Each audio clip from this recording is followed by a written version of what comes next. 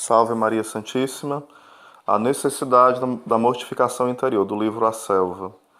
Temos uma alma e um corpo. Mortificação exterior é necessária para reprimir os apetites desordenados do corpo. A mortificação interior para refrear as afeições desordenadas da alma, ou seja, exterior para o corpo e as interiores para a alma. Tudo isto está compreendido nestas palavras do nosso Salvador.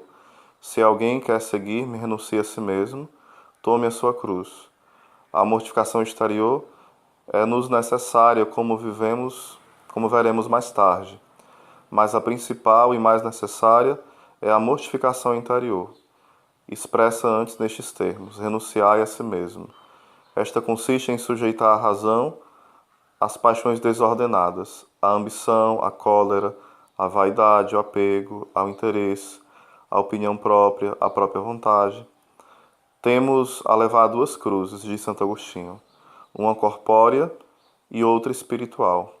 Esta última é a mais sublime e consiste em governar os movimentos da alma. A mortificação tem por objeto resistir aos apetites da carne, para a submeter ao espírito. A mortificação interior tem de resistir às afeições do coração, para as sujeitar à razão e a Deus. Motivo porque o apóstolo apelida circuncisão do coração, por si mesma não são más as paixões, são indiferentes, mas ainda quando convenientemente dirigidas pela razão, volvem-se úteis, porque aproveitam a conservação do nosso ser. Quando se opõem à razão, tornam-se a ruína da alma. Desgraçada a alma que Deus abandona aos seus próprios caprichos. É o castigo mais terrível que o Senhor lhe pode infligir, como ele próprio declara: entreguei-os aos desejos dos seus corações, seguirão os seus caprichos.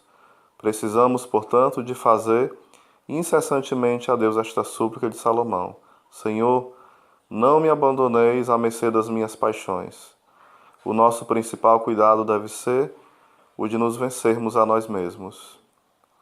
Parece que Santo Inácio de Loyola não sabia dar aos outros ensino mais importante que este: vencer o amor próprio, quebrar a própria vontade. Tal era o assunto ordinário dos seus discursos familiares, porque dizia que de 100 pessoas que fazem oração, 90 permanecem presas aos seus modos particulares de sentir. Um ato de mortificação da própria vontade valia mais aos seus olhos que muitas horas de oração, abundantes em consolações espirituais. Retirava-se um irmão da companhia dos outros para se corrigir de certo defeito. O santo lhe disse que alguns atos de mortificação, em tal caso, lhe seriam mais proveitosos que um ano de silêncio numa gruta. Não é coisa pequena, diz Tomás de Kempis, renunciar a si próprio em coisas pequenas. E São Pedro Damião afirma que de nada servirá ter uma pessoa deixado tudo, se não se deixa a si mesmo. Daí a advertência de São Bernardo: a quem deseja renunciar a tudo para se dar a Deus, vós que pensais em deixar tudo, lembrai-vos de vos deixardes a vós mesmos, no número das coisas a deixar. Jamais poderá seguir a Jesus Cristo, acrescenta ele, quem não renuncia a si próprio.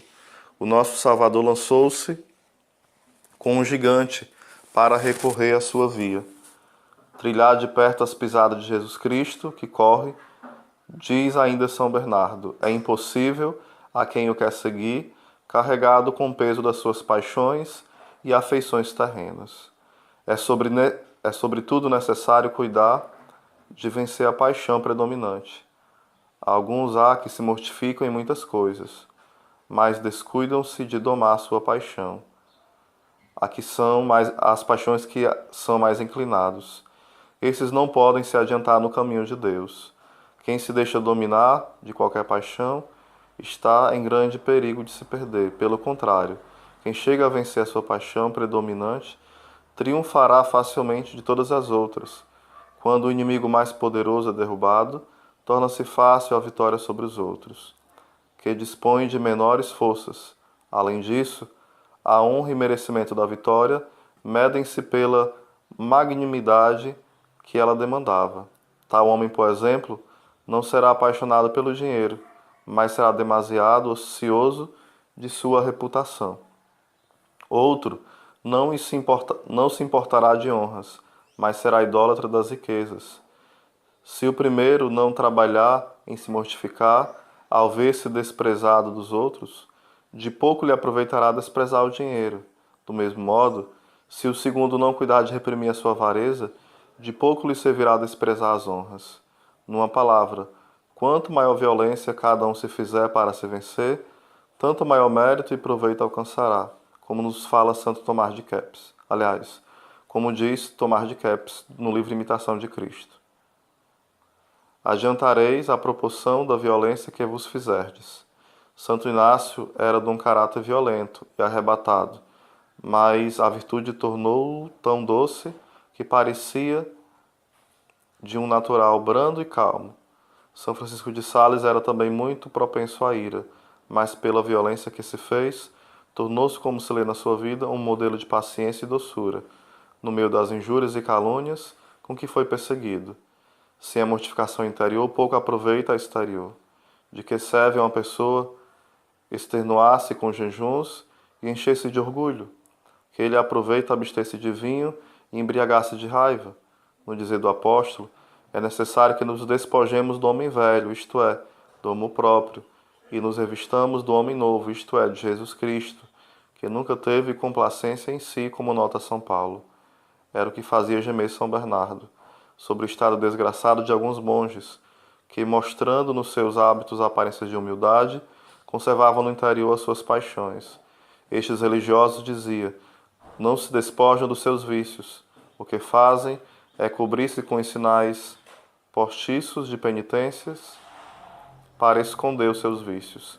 Quem permanecer apegado a si mesmo e às suas coisas, pouco ou nenhum fruto colherá dos seus jejuns, vigílias, cilícios e disciplinas.